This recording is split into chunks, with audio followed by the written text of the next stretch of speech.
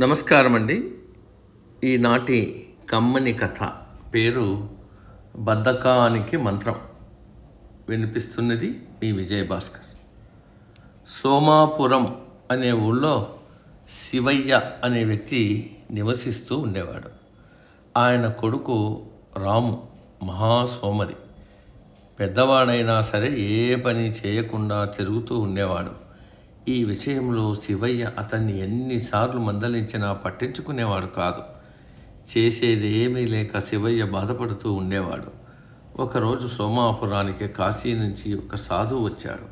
ఆయన దగ్గరికి వెళ్ళి ఊళ్ళోని వాళ్ళంతా ఆశీస్సులు తీసుకుని తమ సమస్యల్ని చెప్పుకున్నారు.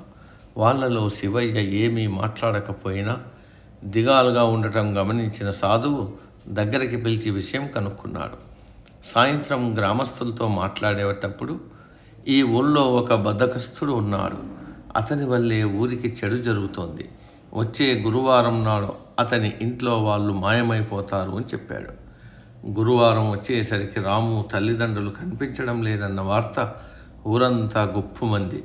అంతే, ఇతని వల్లే ఊరికి చెడు జరుగుతోందంటూ అందరూ రాముని దూరం పెట్టారు. ఇంట్లో వాళ్ళు లేకపోవడంతో అన్నం కోసం కూడా అతను బాగా ఇబ్బంది పడాల్సి వచ్చింది.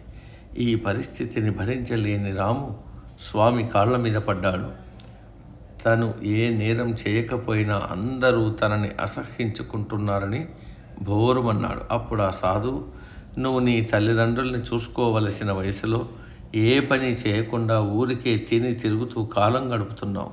నీ బాధ్యతల్ని నిర్వర్తించకుండా ఉండటం నేరమే కదా అని అన్నాడు. దీంతో తప్పు తెలుసుకున్న రాము కష్టించి పనిచేయడం మొదలుపెట్టాడు. ఇప్పుడు తల్లిదండ్రులు తనని చూస్తే ఎంతో సంతోషపడతారని అనుకుంటూ ఉండేవాడు. కొన్నాళ్లకు సాధువు మళ్ళీ ఆ ఊరికొచ్చాడు. అందరితో మాట్లాడుతూ బద్ధకస్తుడు మారిపోవడం వల్ల అతని ఇంట్లో వాళ్ళు తిరిగి వస్తారు అని చెప్పాడు.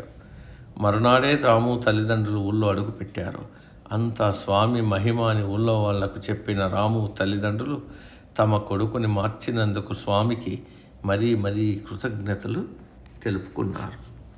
సమాప్తం.